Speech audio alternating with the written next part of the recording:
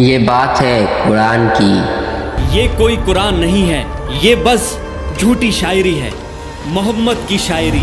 ये बात है उस आग की जो लगाई एक बीवी अपने शोहर के लिए। मोहम्मद के दर्द से मुझे सुकून मिलता है। गुलामों, ये कांटे उसके घर के सामने बिछा दो। ये कहानी है उस आदमी की जिसने भरे बाजार में रसूलुल्लाह को रुसवा किया। मक्का वालों, इसकी बात मत सुनना, ये मेरा भतीजा मोहम्मद है और ये दीवाना है, दीवाना। वो देखो पागल आदमी। ये बात है सूरह लहब की। तब्बत यदा अबी लहब व तब। अक्सर मुस्लिम फैमिली में अपने बच्चों को कुरान का रट्टा लगा दिया जाता है। मतलब पता हो या ना पता हो, चारों कुल सूरह लहब याद होनी चाहिए। शायद इसी वजह से कुरान हमारे घरों में तो है लेकिन दिलों में नहीं। क्या है सूरह लहब? सुना अबू मनाल, अल्लाह ने अबू लहब का नाम लेकर सूरा नाजिल की है। खुदा की पनाह है भाई। कौन थे उम्मे जमील जिसका जिक्र अल्लाह ने सूरह में किया? अबिहा बाजी, सुना आपने? कौन सी बात? उम्मे जमील का हार उसके गले की रस्सी बनेगा आखिरत में।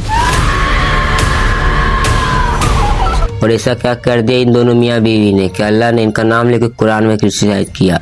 उसका अल्लाह हमें आग का अजाब देगा। कहता है मैं लकड़ियाँ उठाऊंगी अपने सर पर। और सबसे ज्यादा इम्पोर्टेंट कैसे ये सूरत लिविंग प्रूफ है कुरान का मिरेकलेस होने का, जानेंगे इस वीडियो में। वम्रअतुहु हम्मालतल हतब फी जीदिहा हब्लुम मिन मसद। सूरह लहब उस समय नाजिल हुई जब अबू लहब ने जुल्म की सारी हदें पार कर दी। वो अल्लाह के रसूल को परेशान करता, गालियां देता, बीच बाजार में रुसवा करता। मेरे भतीजे ने बाप दादा का मजहब छोड़ दिया है, कहता है उस एक खुदा को मानो। इससे घटिया बात मैंने आज तक नहीं सुनी। ताज्जुब है। मगर इन सब की शुरुआत उस सुबह हुई जब सूरज की किरणें मक्का की जमीन को चूम रही थी। उठ रेतीले मैदान में दौड़ रहे थे। सुबह सुबह खुद को कोई शीशे में निहार रहा था, कोई नाश्ता कर रहा था तो कोई बिस्तर पर अभी लकड़ियां ले रहा था। यहाँ हाथ खींचे जा रहे हैं और इन्हें दिन भर बिस्तर तोड़ना है और काम ही क्या है। ए जी, अब सोते ही रहोगे क्या? लेकिन कोई था जो सफा के पहाड़ पर चल रहा था। ये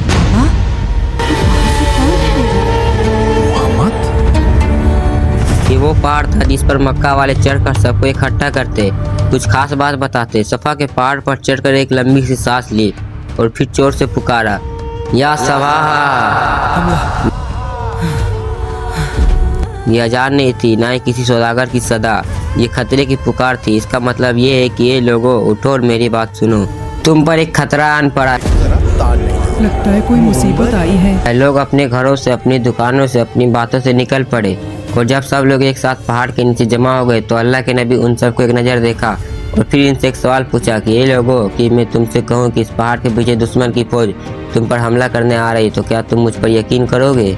लोग चिल्ला उठे, हाँ बिल्कुल करेंगे, क्योंकि आप सच्चे हैं, आप अमीन हैं, आप सिद्दीक हैं, आप मोहम्मद हैं। इन सबका सवाल सुनकर अल्लाह के नबी एक लम्हे के लिए रुके और फिर इन सब से कहा कि ये लोगों मैं तुम सबको खबरदार करता हूँ उस आने वाले अजाब से जो बड़ा सख्त है, और इबादत करो उस रब की जो सारे कायनात की मालिक है। ये बात सुनकर वहाँ की हवा बदल गई, सब लोग एक दूसरे को देखने लगे। तो क्या अपने बाप दादा का दीन छोड़ दें? अपने खुदाओं को नाराज कर दे। और फिर एक आदमी खड़ा हुआ गुस्से से, फिर चिल्लाया, भतीजे, तब्बन लका अली हाजा जमातना। अरबी का इस इबारत का मतलब था कि क्या नाश हो तेरा, टूट जाएं तेरे हाथ। क्या तूने हमें इसीलिए यहाँ जमा किया है? यह आदमी और कोई नहीं रसूलुल्लाह का चाचा अबू लहब था। उसकी बद्दुआ आसमान से टकरा कर वापस उस पर आ गई। उसके नसीब के पन्नों में जहन्नम का अजाब हमेशा के लिए लिख दिया गया। अल्लाह ने अभी ये बात अपने नबी को नहीं बताई, लेकिन स्कॉलर्स कहते हैं कि अभी ये सूरत नाजिल होती तो मक्का के लोग कहते हैं उस पर कैसे भरोसा करें, वो अपनों की बुराई करता है। असल में उस दौर में चाचा का दर्जा बाप के बराबर होता था, स्पेशली जब सगे वालिद का इंतकाल हो गया हो। वक्त गुजरता रहा, अल्लाह के नबी हर जगह घूम घूम कर एक अल्लाह की इबादत करने का मैसेज पहुंचाता रहा, लेकिन अबू लहब आप सल्लल्लाहु अलैहि वसल्लम के पीछे पीछे जाता, यहाँ तक वो बाजार के छोटे छोटे बच्चे को आप सल्लल्लाहु अलैहि वसल्लम के पीछे लगा देता और उनको कहता कि इनको पत्थर मारो। लेकिन इनका जुल्म यही नहीं रुका। इनकी बीवी यानी रसूलुल्लाह की चाची उम्मे जमील, जो कमाल की खूबसूरत थी, नए नए तरीकों से नबी को परेशान करती। आप सब तो मक्का के बड़े सरदार हैं, फिर अहमद का बॉयकॉट क्यों नहीं करते? सही कहा, बॉयकॉट करो उसका। हाँ बॉयकॉट करो उसका। सही कहा। हाँ बॉयकॉट करो उसका। बात तो तब हो गई जब इसने अपने दोनों बेटों को हुक्म दिया कि अपने बीवियों को तलाक दे दो, क्योंकि उन दोनों को बीवियां आप सल्लल्लाहु अलैहि वसल्लम की बेटी थी, उम्मे कुलसुम और रुकैया। तुम्हारा चेहरा भी मुझ पर हराम है अगर तुमने अपनी बीवियों को तलाक नहीं दिया।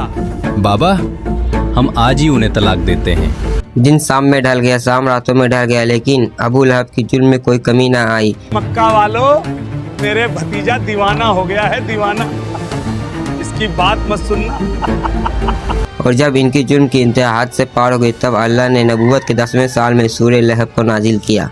अबू हादी, हमें वो सूरह तो सुनाओ जो नबी पर नाजिल हुई है। बिस्मिल्लाहिर्रहमानिर्रहीम। तब्बत यदा अबी लहब व तब मा अगना अन्हु मालुहु व मा कसब सयस्ला नारन ज़ात लहब वम्रअतुहु हम्मालतल हतब फी जीदिहा हब्लुम मिन मसद। आइए अभी सूरत को सिनेमैटिक अंदाज से समझते हैं, आसान तरीके से। तो पहली आयत है तब्बत यदा अबी लहबी व तब। पहली आयत में अल्लाह ने कहा टूट गए हाथ अबू लहब के और बर्बाद हो गया वो। अब यहाँ पर दो बातें हैं जो नोट करने वाली है। पहली बात ये कि ये जो आयत है, ये आयत 5 टेंस पर बात कर रही है, यानी कि बात ऐसा नहीं कि अबू लहब के हाथ टूटेंगे, असल में उनका हाथ टूट चुका है। जिस लम्हे वो रसूलुल्लाह की गुस्ताखी की, उसी लम्हे उसके हाथ टूट गए। मतलब ये काम 100% हो चुका है, उसके हाथ टूट चुके हैं, लेकिन अबू लहब फिर भी बाज नहीं आया। जब ये सूरत नाजिल हुई तब वो लोगों से कहता, वो कहता है मेरे हाथ टूट गए। कहाँ टूटे मेरे हाथ? सही सलामत तो हैं। अब नोट करने वाली दो बात है कि हाथों की ही बात क्यों हो रही है। ये क्यों कहा जा रहा है कि हाथ टूट गए, ये क्यों नहीं कहा जा रहा है कि पेट टूट गया, सर टूट गया, हार्ट फेल हो गया। इस बात को समझने के लिए आप पहले ये सीन देखें।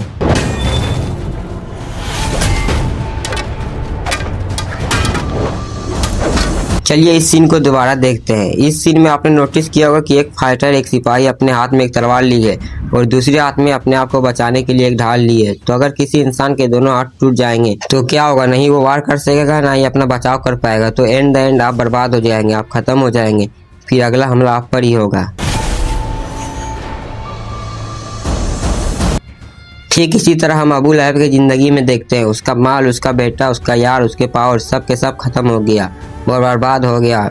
कोई भी उसका काम नहीं आया। और हम जब आगे देख रहे कि जब वो मरा तो इतनी बुरी मौत मरा कि उसे छूने वाला कोई नहीं था, उसे दफनाने वाला कोई नहीं था। कई दिनों तक उसकी लाश सड़क पर सड़ती रही, लोग परेशान हो गए, यहाँ तक उसके अपने लड़के ने उसे रखने से मना कर दिया। अरे अबू लहब के बेटो, अपने बाप की लाश तो ठिकाने लगाओ, बदबू से लोग उल्टी कर रहे हैं। अब आते हैं आयत नंबर 2 पर। मा अगना अन्हु मालुहु व मा कसब। ना ही उसका कोई माल उसके काम आया, ना ही उसकी कोई औलाद उसके काम आया।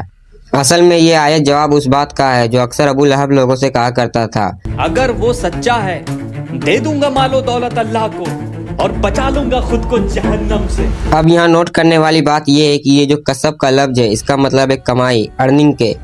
कभी कभी लोगों के पास बहुत पैसा, उसके बाप दादा उनके कमा के छोड़े होंगे, पर ये कसब का लफ्ज इस्तेमाल होता है अपनी कमाई के, जो अपने खुद कमाया हो। आप सल्लल्लाहु अलैहि वसल्लम का एक हदीस है, इसमें वो कहते हैं कि इंसान की सबसे बेहतर कमाई है उनकी औलाद। और जिस तरह से हम देखते हैं उसके औलाद उसके काम नहीं आई। अब अगली आयत की तरफ बढ़ते हैं, आयत नंबर 3।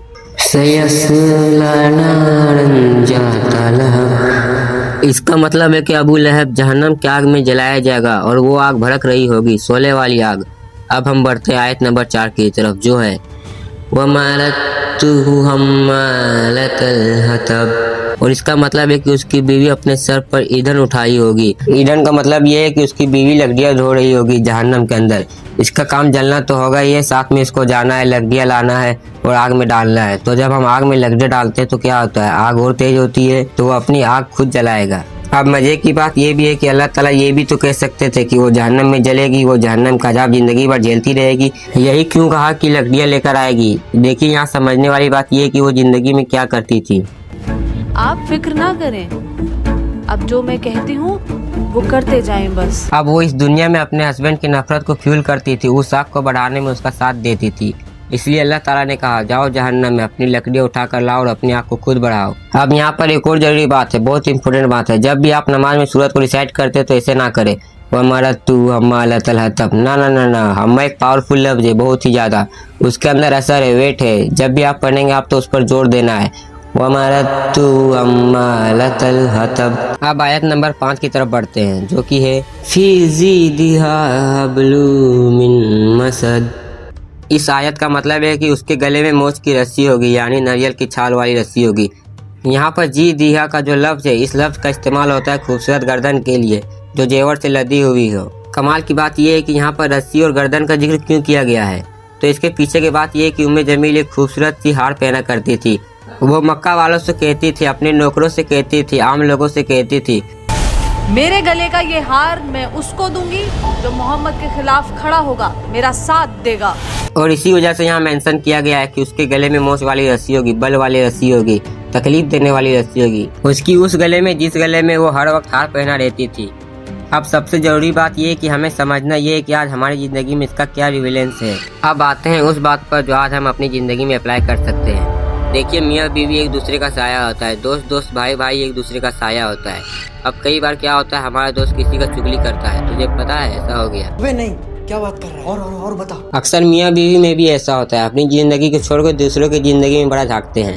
अरे फलाना की लड़की भाग गई, तुम्हें पता चला? अब यहाँ पर जो वाइफ है या हस्बैंड, उसे क्या चाहिए, उसे गाइड करे, अरे यार ऐसा ना करो। लेकिन लोग क्या करते हैं, खाली भागी है, अपनी माँ का जेवर तक लेके भागी है, उस बात पर और लुकमा लगा देती है। तो याद रखिए, जब आप बुराई के साथ देते हो ना, तो जो काम बुरा करने वाले का है वही काम बुराई को बढ़ावा देने वाले का है, आइडिया देने वाले का है। उम्मीद करता हूँ बात समझ आई होगी, वीडियो पसंद आई होगी। जज़ाकल्लाहु खैर, अस्सलाम वालेकुम।